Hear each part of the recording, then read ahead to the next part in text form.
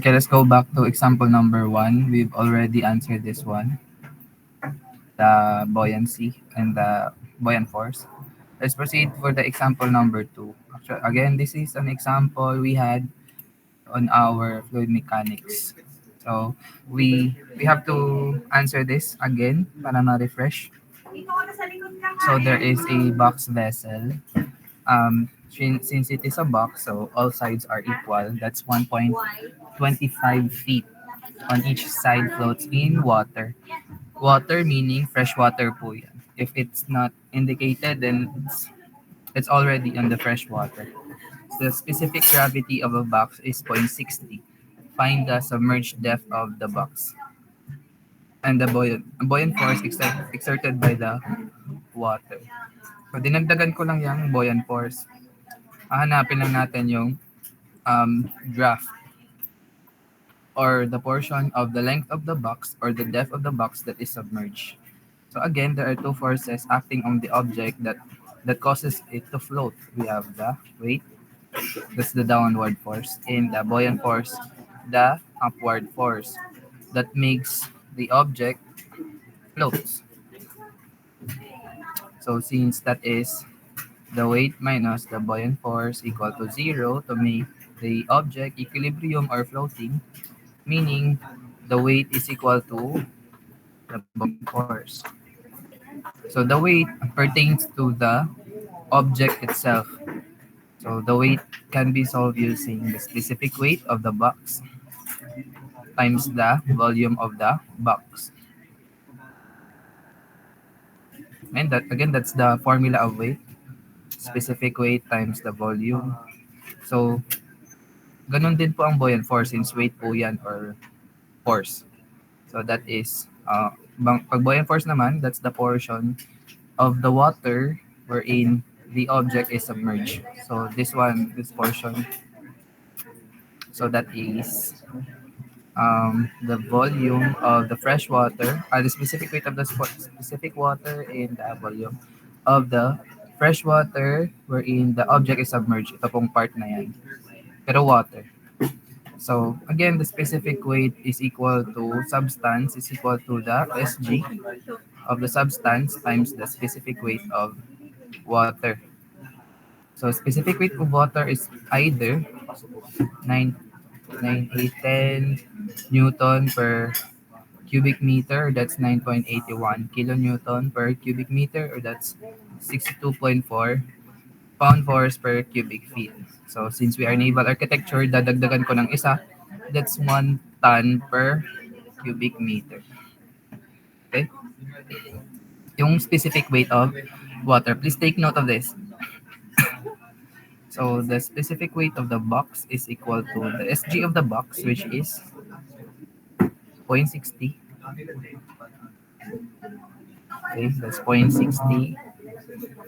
Kuha pa. So that's the specific weight of water, which is 9. Gagamitin na lang natin ang kilonewton. I mean, English pala to no, 1.25 feet. So we're using 62.4 pound force per cubic feet.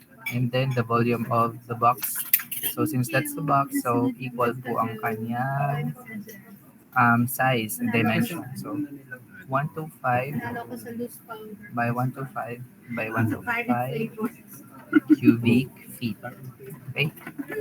The buoyant force is equal to the specific weight of the fresh water, which is 1, specific gravity times 62.4 pound force per cubic feet. So that's the water. Okay? Times the volume of the fresh water. So, of course, ito lang po ang 1.25. That's the length. This is the breadth and the draft. That's the volume of the underwater portion submerged by the box.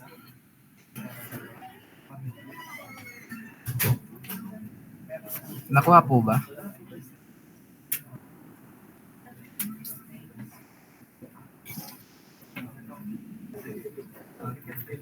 Kuha po, oy.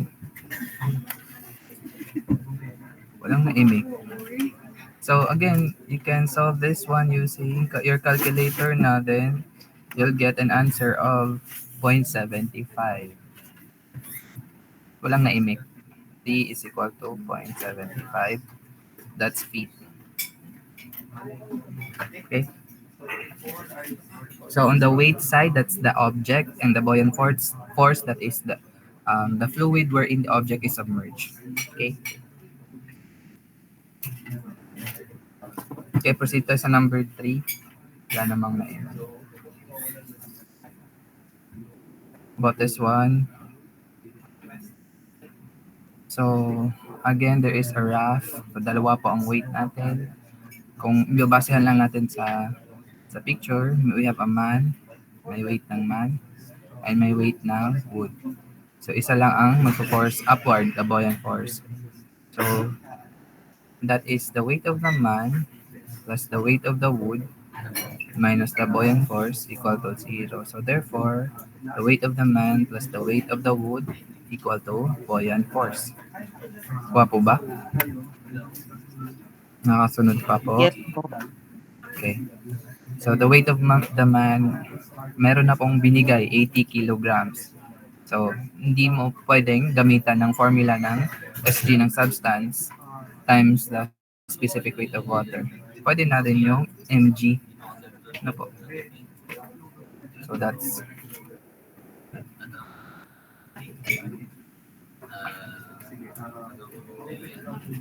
that's the mass of the man, 80 kilogram times the G para magiging Newton, 9.81 meters per second squared.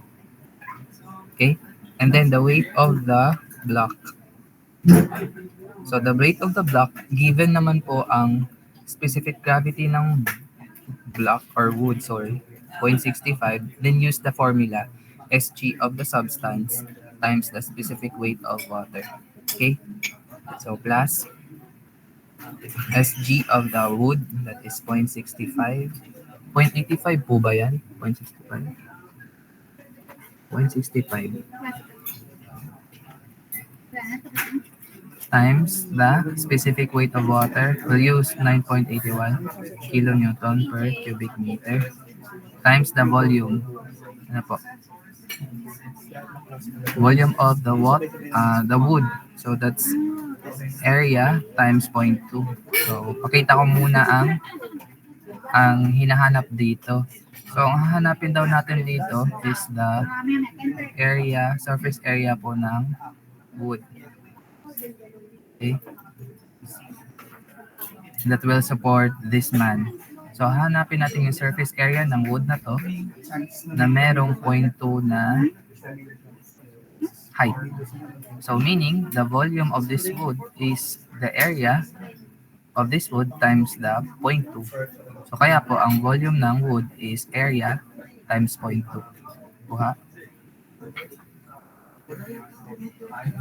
So next, buoyant force. Ang buoyant force naman is again pertaining to the water wherein the object is submerged. So the buoyant force is the water na seawater na Sg, that is Sg of salt water, 1.03 times the specific weight of the fresh water, that is 9.81 kilonewton per cubic meter times. So again, ang na-submerged na portion sa water is the whole thing sa wood. So the same din. So that's the area of the wood times the height of the wood times 0.2. Since po, lahat po ng portion sa wood ay na-submerged. That's the volume. Kuha po ba?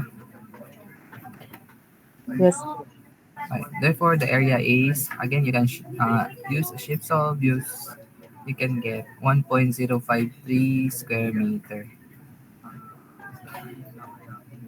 And so, again, these are, hindi ko pala nasolve kanina ang buoyant force. Paano ko makukuha ang buoyant force dito? Number 2 pala, guys.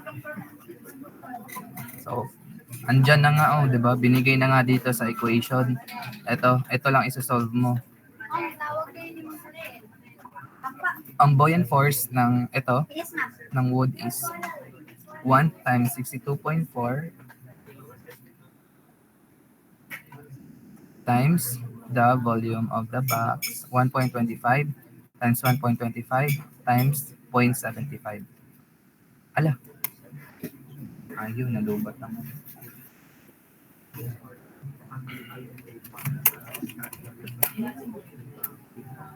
Teka po, teka lang.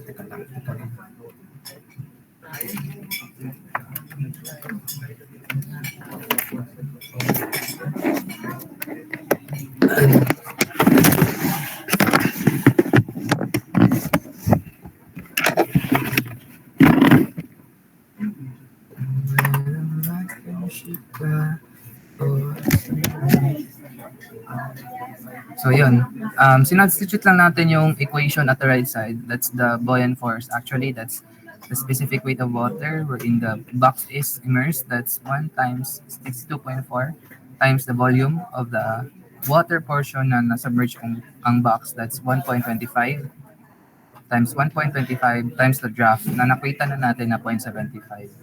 Nalaman na natin. So, ang buoyant force dito ay nagkaka-unit ng pound force. Okay? Kasi ito ay cubic feet. So, 62.4 times 1.25 times 1.25 times 0.75. That's 73.125 pound force. Andyan pa ba kayo?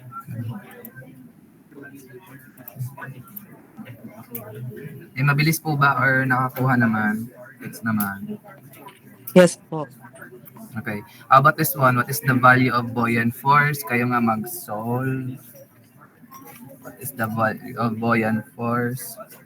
Si Ariel, anyayahan. Andiyan na po yan sa right side, ha? Yes po, wait lang po. Ayoko. Charot. Okay. Buoyant force is equal to Ang bilis namin, sir. No? Dito na kami. Pero ano yun? Hindi, intact stability namin, sir. Parang fluid mech lang, ha? I agree. Ha? Third year. 2.128 po. Okay. What is the unit? Balik na. Meter per buoyant second. force. Buoyant force.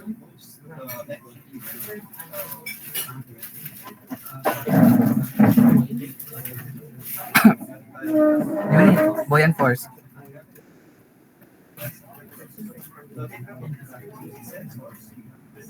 Tama yung sagot mo. Ang unit lang po ang mali. Ay, kilonewton po, sir. Sorry po. Okay, perfect. That's correct. That's kilonewton. So, pareho lang po yan sa weight. Ang buoyant force, pareho lang po sa 2.128 kilonewton. Nakuha to?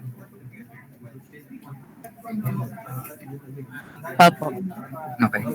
So, then we proceed to the other introductory lesson, water pressure. So, nasabi ko na yan na there are two things that affects pressure. We have the specific weight or the density of the water times the height. Ito po yung dalawang property. Thank you pala, Ariel. So, ito po yung dalawang property that that will determine the value of the pressure. Okay? Density or specific weight. Ano po? Times the height. So, meaning, ang ating pressure ay kakaroon ng unit sa atin na tons per square meter. Usually po yan. Ano po? And then, natatandaan nyo yung sa fluid mechanics na hydrostatic pressure or hydrostatic force.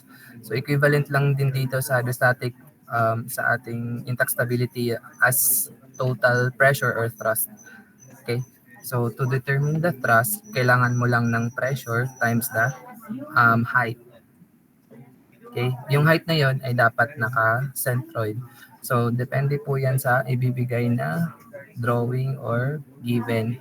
Like example, pag pressure on the sides, okay? Pag pressure on the sides, the value of the height is on the centroid of the side. So, example, ito yung height.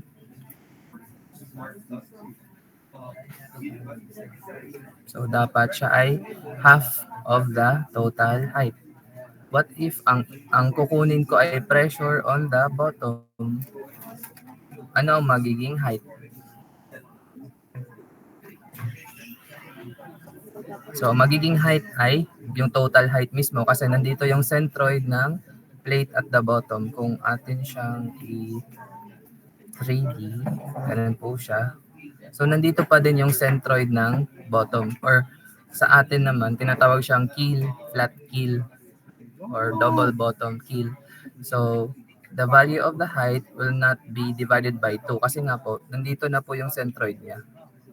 Okay? So, take note po sa mga sample problems. Find the pressure sa sides, sa hull, or find the pressure sa keel or sa bottom plate keel. Kasi po, pag sides or front, ang height natin dapat i-divide natin ng 2 kasi po, hahanapin natin ang centroid. Pag ang hahanapin ay ang top view or a bottom keel or bottom view, ang height natin ay hindi na po natin i-divide ng 2 kasi po ang centroid ay nandito na po sa gitna. Okay? We'll have different examples po para po maintindihan po yun. Kasi very important yun to determine the value of our height. Kasi po, yun po ang needed to find the pressure. Ito pong height na to. Centroid, center of the tape. Okay, so take note, pressure is equal to the specific weight times the height or the centroid. To find the total thrust, you have to multiply the pressure lang sa area. Of course, itong area nito is the breadth times the height. So, hindi na natin i-divide to 2 ang height. Okay, itong area na to. And to find the pressure, again, that's the specific weight times the centroid. Naalala nyo pa to sa fluid mechanics? That's the specific weight times h bar times area. Okay.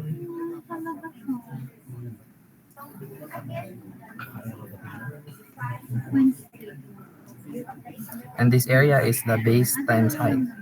Tama?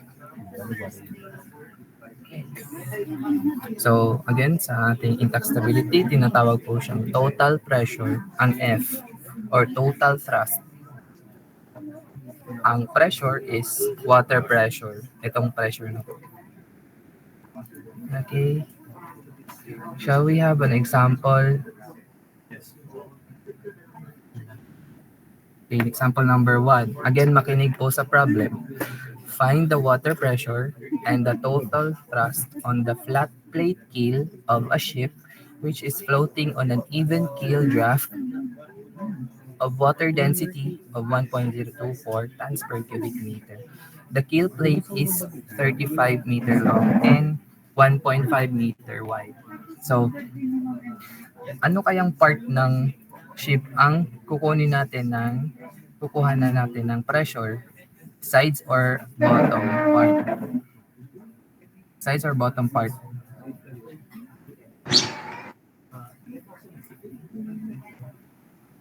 So, ito-drawing ko ha. So, ito yung transverse view. So, ito yung ship. Back ship muna natin ito-draw. And then, yung ship natin merong 35 meter long. Yan, 35 meters po siya. Ang width niya is 1.5 meter. Ito po. Yan. And then, ang graph niya ay 4 meters. Nakuha po ba ang drawing? Yes po. Okay. So, nasan part ang kukunin natin ng pressure? Sides, sa hull, or sa keel? That's good. Yan, parang ganun. Something. Unahin mo natin ang water pressure. Anong sides, guys? Sa keel or sa hull? Keel or sa hull? Find the water pressure on the total thrust on the flat plate keel. Nasa yung flat plate keel dito? Nasa ng flat plate keel?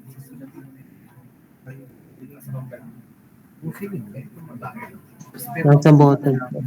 Okay, so itong pressure dito ang hahanapan natin ng value. Ito po dito. So pataas po siya or hindi po siya pa sides. Okay? So meaning, kung dito lang po ang kanyang centroid kasi po centroid ng plate na yan. Okay?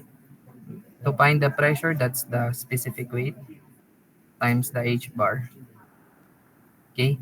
So take note of the changes of our formula sa ating fluid mechanics.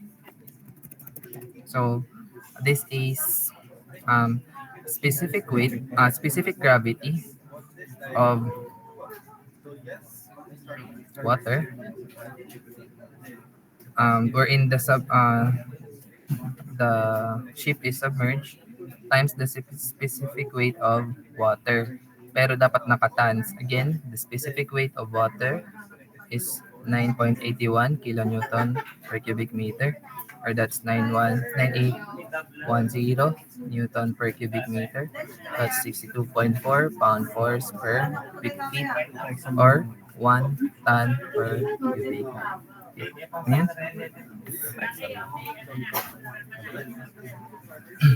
Okay, so SG of the water. Wala ka sa maimik dito. Kaya lang nakalimutan ko kasi. So, ang SG ng water is 1.024. Ano po? Even. And then, ano ang ating gagamitin na specific weight of water? That's 1 ton. okay, 1 ton per cubic meter. Yan, pwedeng i-shortcut nyo na lang. Pag meron kayong 1.024, automatic ito na po yung specific weight. Pag nakaganyan na po ton per cubic meter, kasi i-multiply mo lang ng 1. Okay? Automatic, yung water density na naka 1.02, 1 point something, yun na po mismo ang specific weight. Kasi i-multiply ng 1 ton. Okay, times H bar. Ang H bar, again, the H bar here is 4 meters. Okay? Ito po, inulit ko lang talaga siya. So that's 1.024 times 1 times 4 equal to 4.1.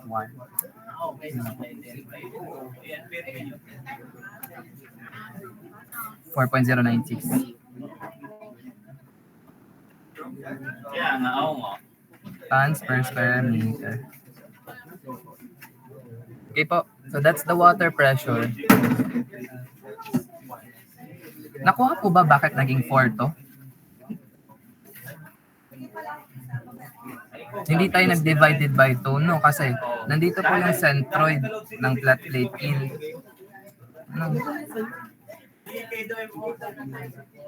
Hindi naman centroid ng sides. Kung centroid ng sides, i-divide pa to ng 2. Okay? So, how about the total thrust? Total thrust is the pressure times area.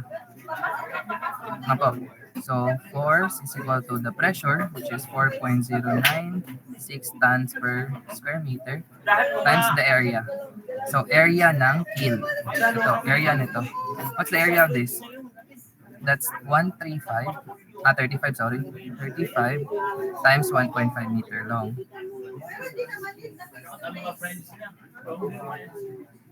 That's the breadth and the length of the plate keel.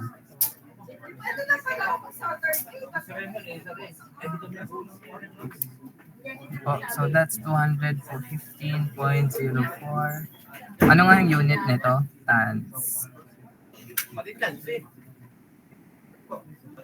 Kuha po ba?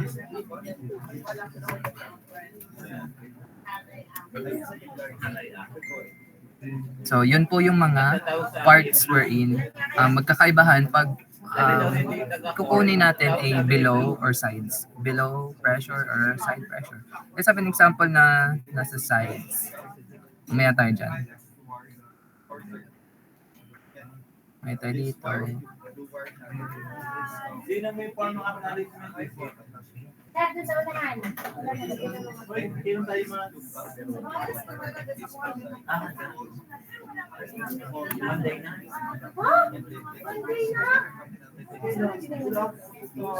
Ito guys, ito, let's have an example with this one.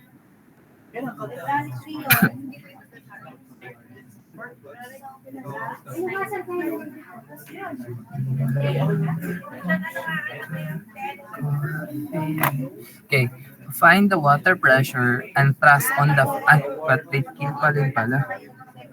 Ba tayo sa ano? Okay, kasi yung example lang na ano. Ito guys, yung sides naman, sides ng plate. Number 7.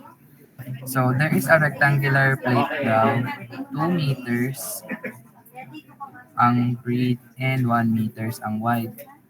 So it is held vertically in fresh water. So lahat po nakalubog po siya. This is the water line. So ang 2 meter edge daw po niya is on the water line. So ang 2 meter is on the water line, meaning whole 1 meter depth is submerged. What? So find the thrust on the plate. So hahanapin daw natin ang F on this plate. This one.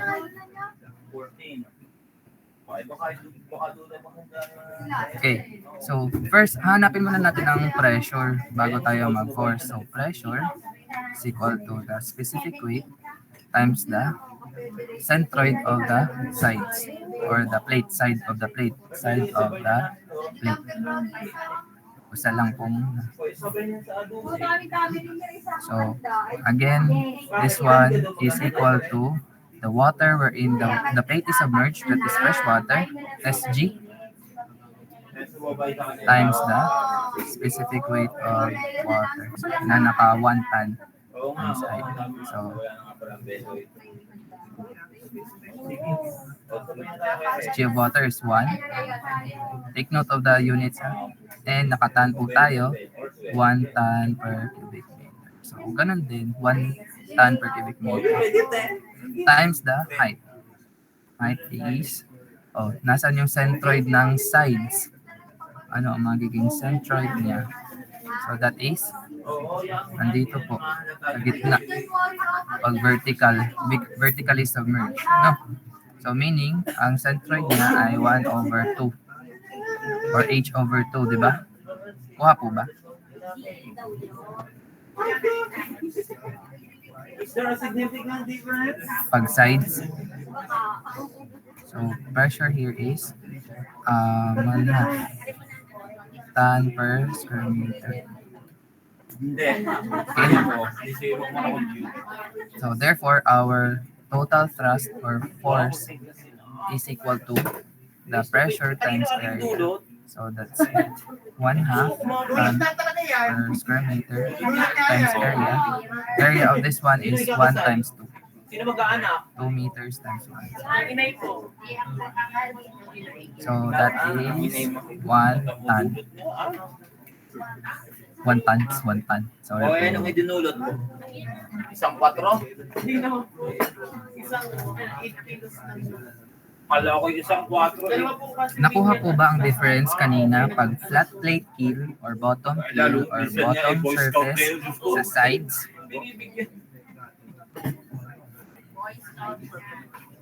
Hello? Nandyan pa ba kayo? Yes po. Okay. So, yun, hahanapin mo lang ang parang centroid. Pag sides, pag ano naman, diretso na agad. Pag bottom or surface plate. Okay, balik tayo sa ibang example na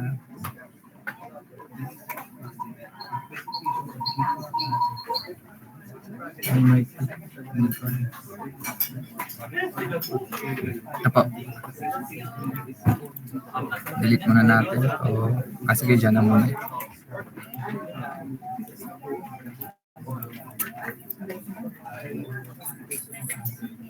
Balik tayo dito. So, there are example po na dalawa po ang sides. Hahanapin po natin ang resultant thrust. So, resultant thrust, isa-subtract mo lang yung dalawang force and which one will the force act on either side of the gate. So, parang hahanapin mo lang ang force dito or thrust sa kabilang side and thrust po sa the other side. So, the problem is a lock gate which is 15 meter wide. So, parang dito po yung 15 meter wide. Yan. Same po dyan sa kabila. 15 meter po yan. Ano na magpas? Yan. Ganyan po siya. Okay? So, has a salt water on one side of a depth of 8 meters. So, ito po ay salt water, which is 1.025. Ang laman po ng gate. And then, on the right side, so in my view, right side, on my perspective, it is fresh water. Ano po? And then, ang depth niya ay 9 meters. We need to find the resultant thrust on the lock gate and state on which side of the gate it acts. So, saan mag-a-act yung ating hydrostatic force or yung ating total thrust? Sa left side ba or sa right side? Of course, yun yung highest value of our thrust. So, doon mag-a-act ang force. So, first is to, kung diretso na tayo sa force po at the left side, so that's pressure times area. Ano po? So, this is a side submersion. So, meaning, i-divide natin ng 2 ang height. Okay? Pressure is equal to the specific weight times the height times the area. Diretso na po ako sa total force or thrust. So, specific weight, that is 1.025.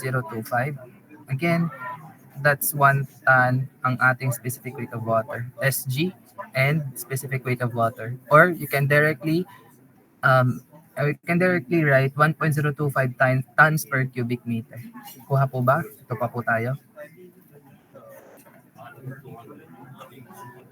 Then the value of our height is divided by 2 kasi po side po siya. 8 meters divided by 2. So, ito ay mismong pressure. So, ang unit po nito ay tons per square meter. Dinumiretso na po ako, ito times na po natin ng area since ang hinahanap naman po ay hydrostatic force or thrust. So area of this one is 8 meters or that's 15 meters wide. 15 meters wide and 8 meters depth. Kuha po ba to? So that's the thrust at 1.025 or at the salt water. The answer is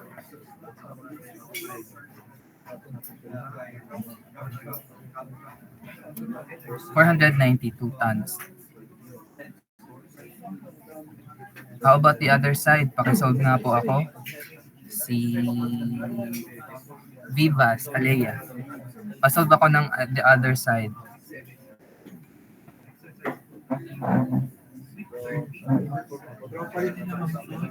Ano kayo? Pareho kayo. Chubby. Totoo naman. Alea, andyan ka?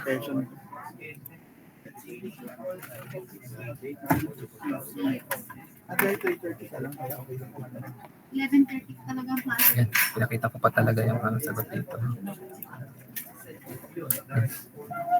Face-to-face pa yun.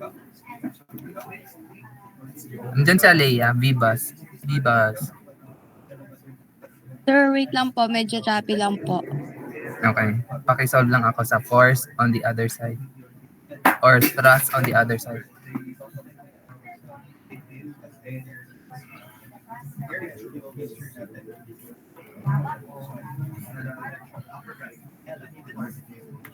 Uwi na. 607.5 po. 607.5. Yan. Okay, kuha naman. So, yun. Sasolve po natin. Thank you, Alea. So, that's specific weight. SG of the water on the other side is 1 fresh water times our specific weight ng water na nakatons per cubic meter times the height, which is 9/2 kasi po sideways. That's the pressure. This one is the pressure times the area, which is 15 meters times 9 meters. So that is the total area. So the force.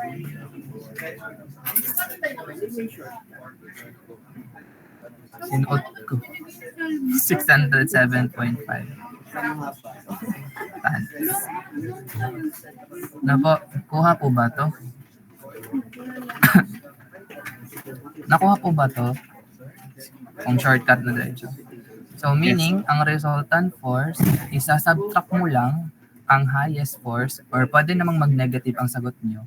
Basta, kung ano yung malaki ang value, doon po mag-a-act ang force or yung resultant force. So that's 607.5 tons minus 492 tons, meaning ang resultant force ay that's 115.5 tons. And then you will indicate on the, saan po mag-a-act? Sa freshwater side or sa saltwater? Freshwater po. Okay, on the freshwater side. Okay, so we're finished with this one. So more on the comprehension lang naman po ito sa problems natin. So, yun, makinig lang po kayo sa problem part na yun. Okay. Let's have last example para po tayo ay magbibigay ng pasagot sa inyo. Kumain ka, sir. Hindi, ano pa over yan. Patanggalin muna natin to. May pa-reveal. Mahirap siya pag walang drawing, di ba? Basta ang mga ano ko ay ang mga problems ko sa exam ay walang drawing. So, first is find the pressure and the total thrust on two deep tank leads, each with 4 meters and 2.5 meters. So, ito po yung lead or para po siyang ano ba yun? Stage po siya na nandun po sa ating tank or sa ating double bottom tank. So, resting on the columning of 30 centimeter high. So, yun po yung elevation niya, 0.3 meter high. So, dalawa po siya kasi po 2 deep lead tanks. So, symmetrical po siya. Meron pa po siya dyan sa kabila. So, ano po siya? Part po yan ng double bottom tank. So, if this is ito yung tank, meron po siyang parang elevation kung saan tatapak. Di naman po tatapakan na ng tao, pero may lalagyan po dyan ng equipment. Okay? Ito, stage. So, hahanapin daw natin ang kanyang water pressure dito. So, double po ha. Ang gagawin mo lang is kukunin mo lang ang the total thrust on this side and then i-multiply mo lang sa 2 kasi po symmetrical lang po yan. Okay, let's try. So, ito po ay type ng horizontal submersion or para po siyang type ng flat plate keel kasi po naka-horizontal po ang plate. Kuha. So, unahin muna natin ang pressure dito. So, this is, anong ang laman nito? Salt water. So, specific weight times H bar. And then, that is 1.025 SG of the salt water, times 1 ton per cubic meter. That's the specific weight of fresh water in terms of tons per cubic meter. Times, again, what is the value of our height? Since po ito ay horizontally submerged or para po siyang plate surface. What is the value of our height? 9 po. Okay, 9. Bakit po naging 9 yan? Kasi po may elevation pa po siya na 0.3. 0.3 po yung stage niya.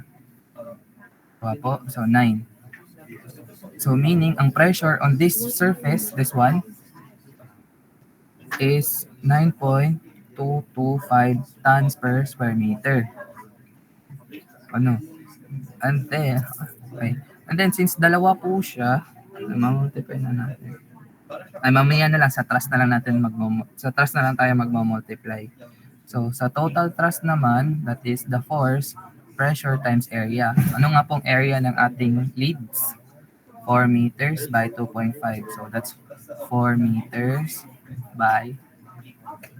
Parang nasa finish eskwela eh. Tama ka. Parang siniskwela ako mag-discuss ka dyan eh. Diba? Parang kumusta na mga ba? Okay, sir. Gaganon din ako, sir. Natatawa ko kay Arjun eh. Ano? Ganon din ako. Magkaklaseng ako.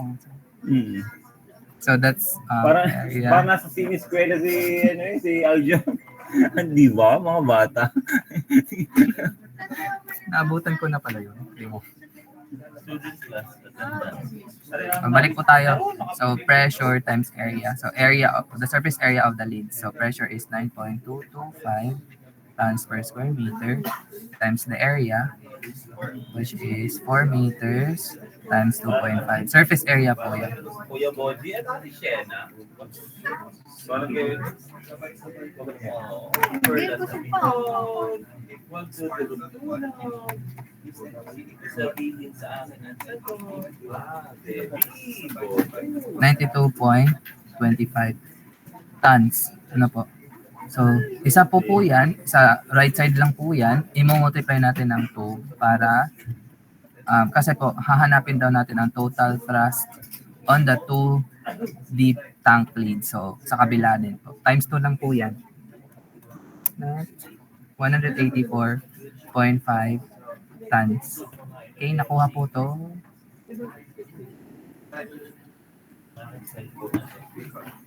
Yes po. Okay, so may papasagot ako sa inyo. Kayo naman ang i-make ngayon.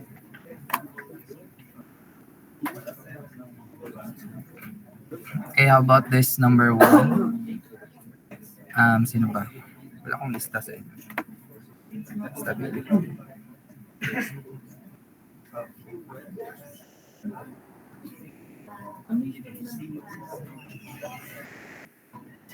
Ang mabubunot na ano ay si... Okay, si Luke. Nandyan si Luke.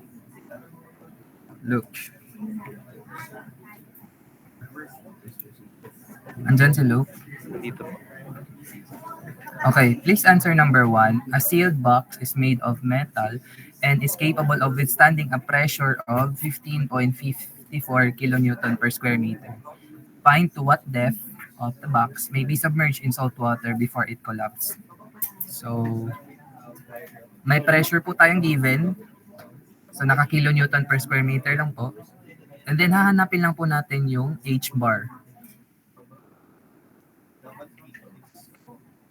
So, ang formula lang po dyan ay pressure equal to specific weight times the H bar. But use the kilonewton per square meter, kilonewton per cubic meter na specific weight of the water.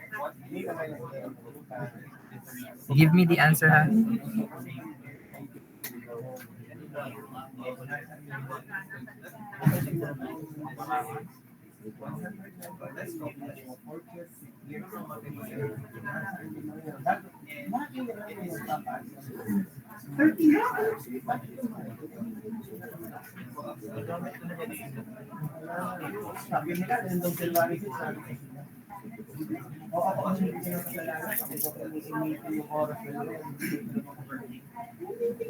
Ang pabigat na pula dito, valid ang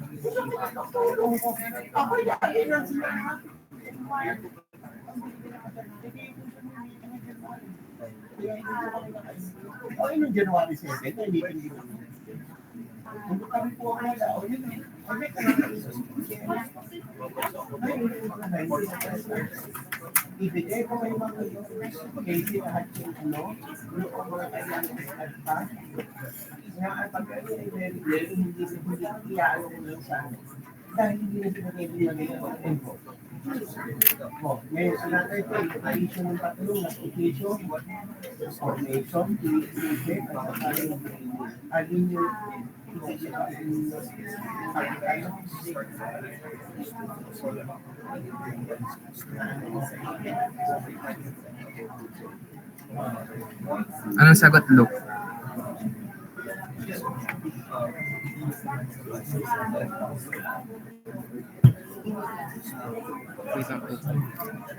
Okay.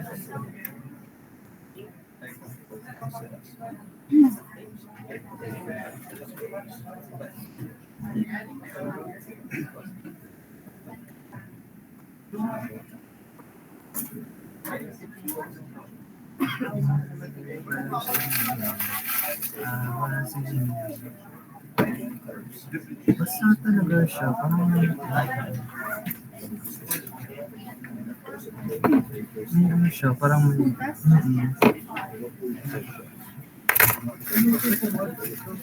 Lo, di-divide mo lang talaga yon. Tagal ho.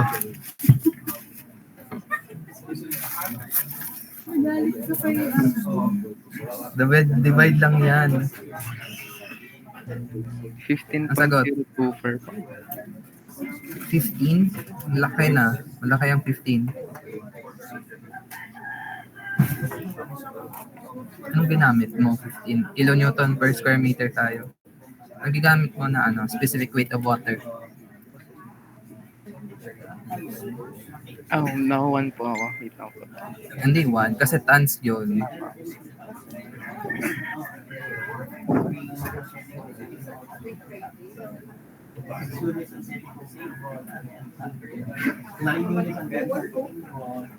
Fresh water, 1.584 po. 4, 5. Anong unit? Depth. Meter po. Okay, perfect. That's the correct answer. So 1.545 meters. So again, the pressure is given na naka kilonewton per square meter. And then yung ating specific weight dyan ay multiply mo lang ang 1.025 times.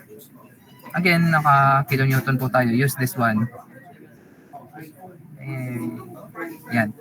Then height is equal to P over specific weight. So height is equal to pressure 15.54 kilonewton per square meter all over 1.025 times 9.81 kilonewton per cubic meter. Cancel. Ang matitira is meter. Kuha po ba? 1.545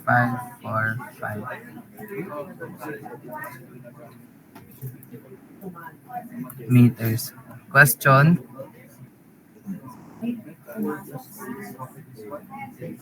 May tanong, Karnel, may tanong dito. Bakit 9.81?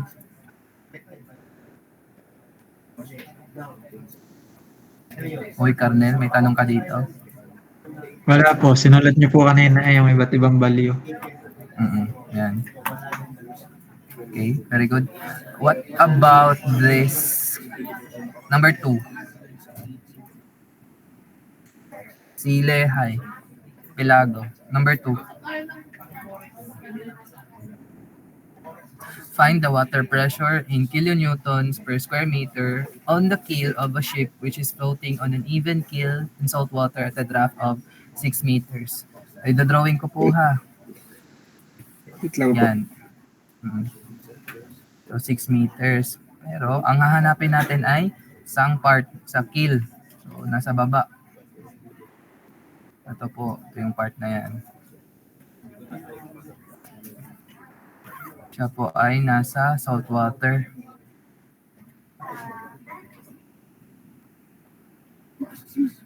Find the pressure and find the force or total thrust. Parang bumalik lang kami sa fluid mechanics. Kaya maning-mani ko na din to. Pero sila, Pala. Nagbago lang ang units. nalilito sila. Kaya nalilito sila.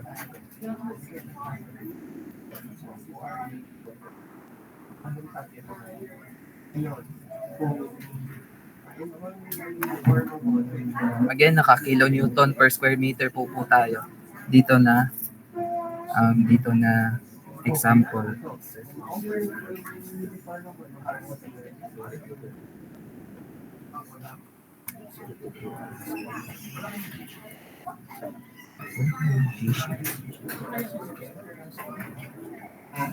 Water pressure lang palang hinahanap. P lang po.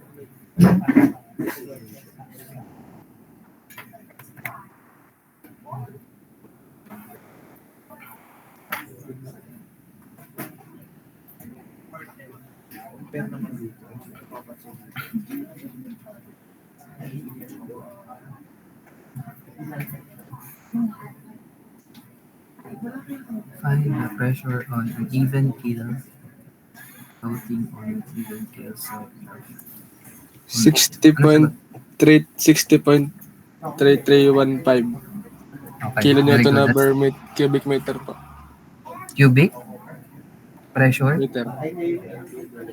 cubic or Meter square? square, meter square pala po. Kilonewton na meter square. Okay, so thank you, Le. So, tama yon. So, please be careful with the units lang po, ha?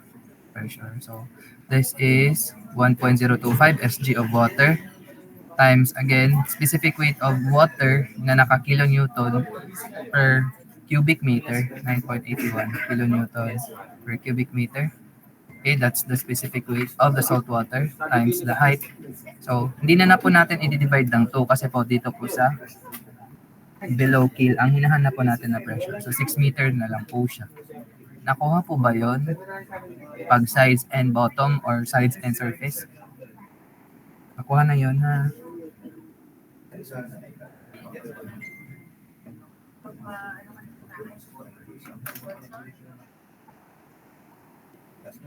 Thank you po.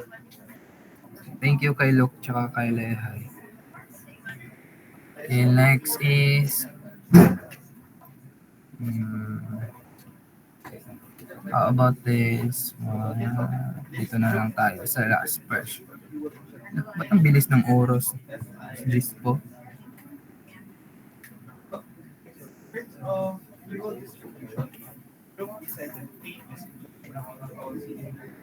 Okay, how about this one? Number 5. Pareho lang po ito sa problem kanina. Yung lead, crown of the tank. Number 5. Pareho lang po ito sa problem kanina. Yung lead of the tank. Sino ang sasagot? Okay, si ano na lang, Von Edelbert. Diyan si Von.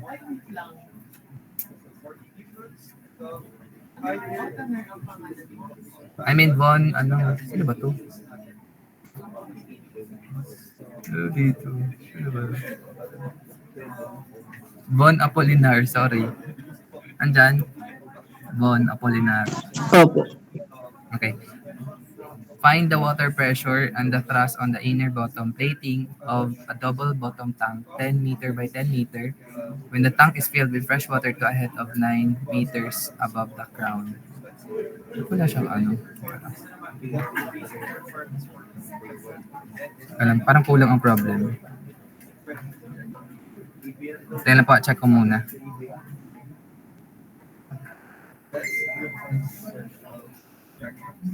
Ay, hindi pala. Yun lang pala to. Ganito lang pala. So, idadrawing ko muna, ha. So, meron tayong ayan. So, ang bottom of the tank, this one, is 10 by 10.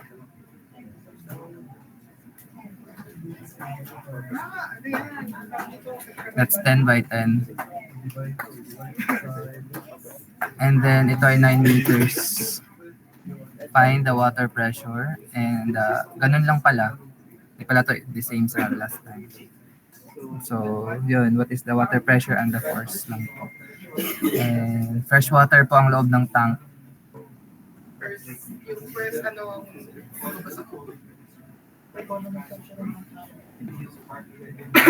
Academy Labs. Find the water pressure and the thrust on the inner bottom plating of the double bottom tank 10 by 10 when the tank is filled with fresh water to a head of 9 meters above the ground of the tank. Ayun, sunod tayo. Hindi pala. Before dito.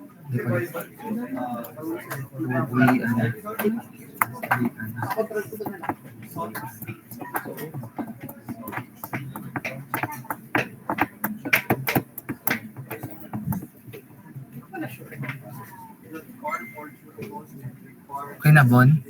Di pa? Sir, ang water pressure po ay 9 tons per square meter. Okay, correct.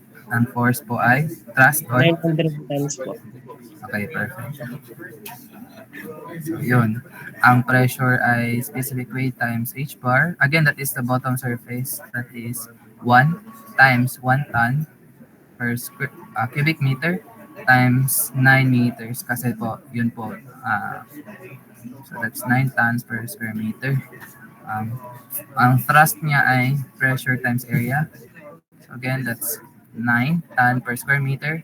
And ang area po niya ay 10 by 10. So, that is 900 tons.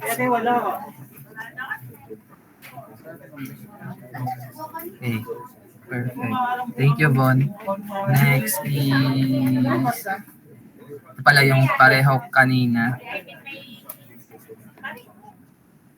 We have last 3 examples before we end the class.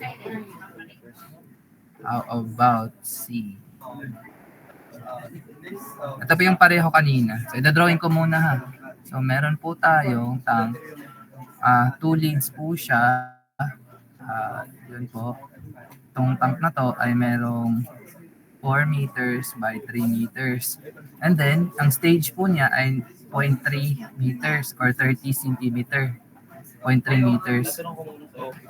Pahanapin na itong water pressure dito sa taas. And then, yung height ng tank na to sa taas, pababa is, the total height is 6.3 meters. Hanapin po ang water pressure dito. Magkabilaan po siya. So, double. Kuha po ba?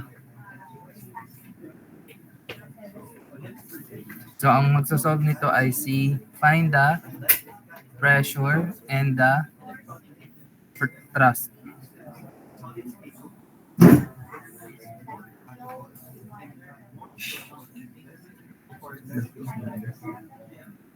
Si Dan, magsasolve niyan. Nandyan si Dan. Apo. Wait lang po. Okay.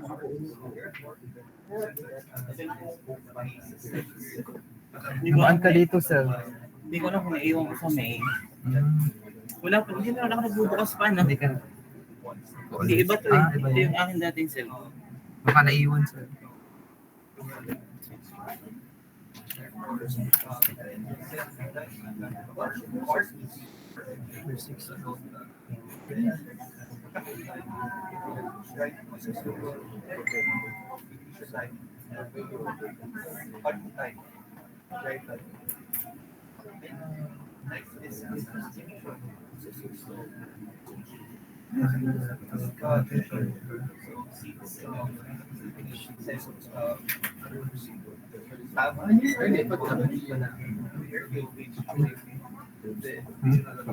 May klase pa ako. Ito lang. Papasagot ako. Mamaya.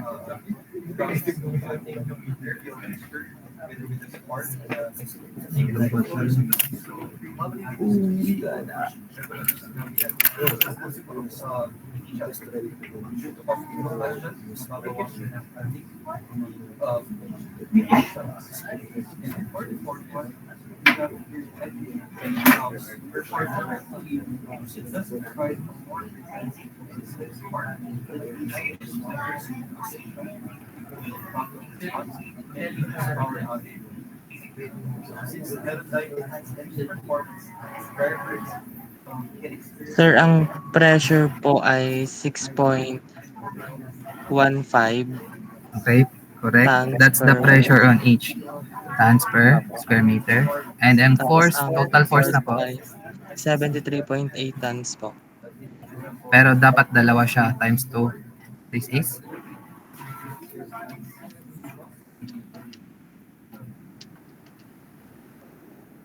147.6 po tons. Yan.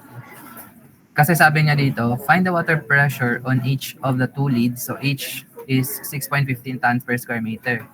And then, the total thrust, so meaning both of the leads. So, i-multiply lang ng dalawa ang force or yung ating thrust. Pero yung pressure is isa lang daw muna. 2 each lang.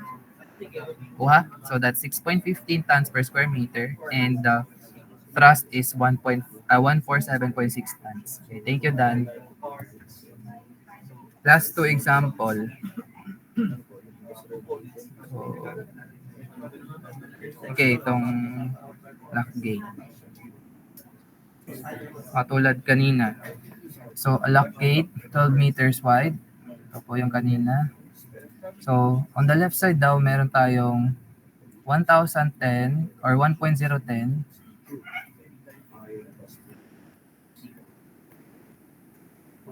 tons per cubic meter na ang depth niya ay 10 meters.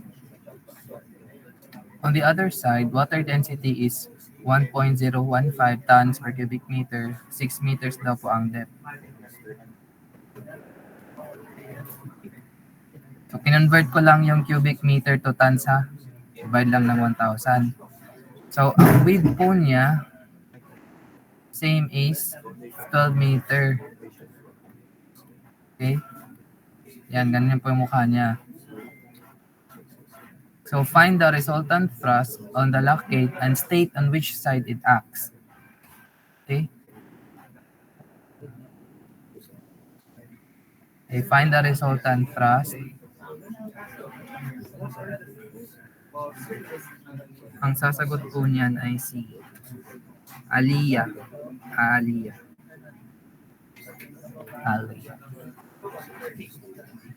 Andyan po, Arago.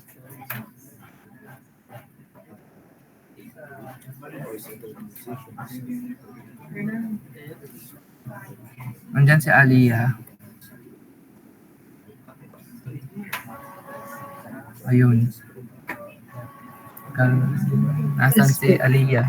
Andyan, okay. Wait lang po. Okay. Unahin mo muna yung force dito sa kabila and then force sa kanan and then isubtract mo lang.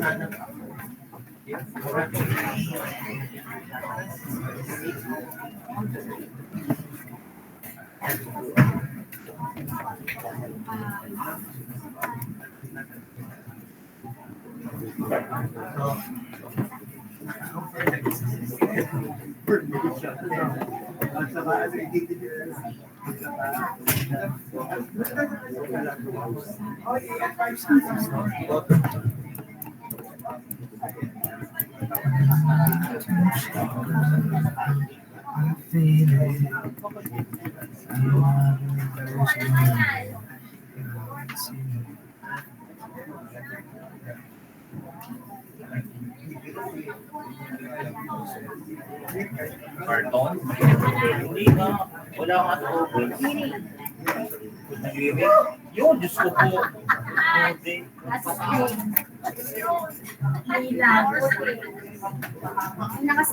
Chika ko sa'yo mamaya. Marinig pala dito. Kinong-balik pa ako sa para ako na. Sir,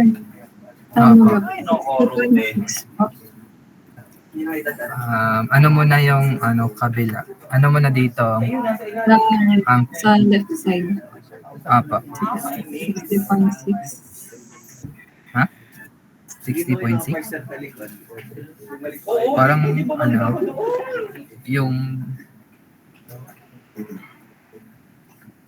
Ulitin mo nga, baka na 1,000 mo yan. Kasi mali po.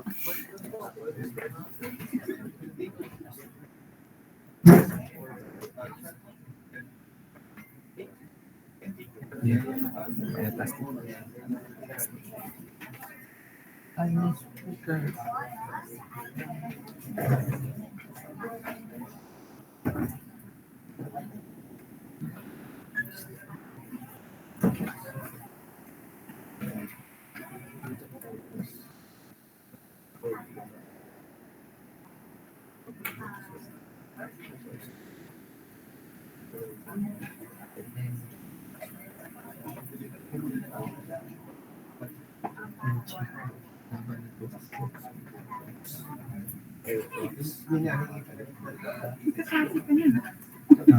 Kasi maraming gusto mag-avail. Nang alin sa... Ito, sa main. Ay, maraming gusto mag-avail. Sa main. Pero hindi naman ang inyong jacket. Sabi ko, Sabi, hindi ko masabi. Kasama mo. Kasi yun, maganda na. Basta doon nakaka-order. Okay na po ba? Okay na po ba tayo? Ako, nasa ilalim ng Parang cellphone. sakto naman yung kanina. Points po. Okay. Sa kabila, tama to.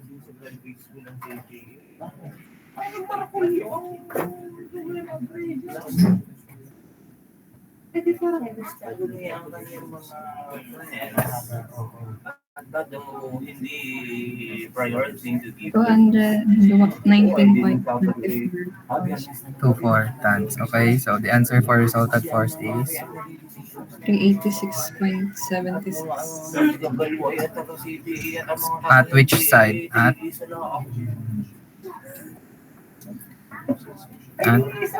saan yung mas malaki dyan? Yung left po. Okay, at 1.010 tons per cubic meter tons side. Okay, nakuha ba to? Okay. So yun, in the last example will be given as an incentive. So kung sino makakuha nito, will give a plus 5 po sa ating quiz po, first quiz. Ready na po ba? Mauna lang po sa GC po maglalagay. Plus point lang naman sa 5. Ito po siya. Ang haba ha. Okay. A box-shaped vessel, 150 by 20 by 12. Box-shaped po ha. Or rectangular type, floating in the water, 1.010 at an even keel draft of 10 meters. Find the total water pressure experienced by the hull. Okay. Explain ko muna yung hahanapin. Yan. Dumalaw ng kanya. Okay. Experienced by the whole hull. So meaning, all the sides of the hull. Ito pong side na to. Ito pong side na yan. And yung below na side. Okay? Meaning 1, 2, 3, 4, 5 sides. Find the total water pressure lang po. For the 1, 2, 3, 4, 5 sides. Makikibigay po ako sa sagot sa GC and solution. Then you'll get 5 points po sa quiz. Gets po ba?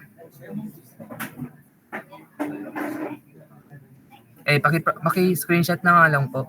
5, 4, 3, 2, 1. And then we'll end up the class na muna. Okay. So yun, parang assignment lang po yan pero paunahan.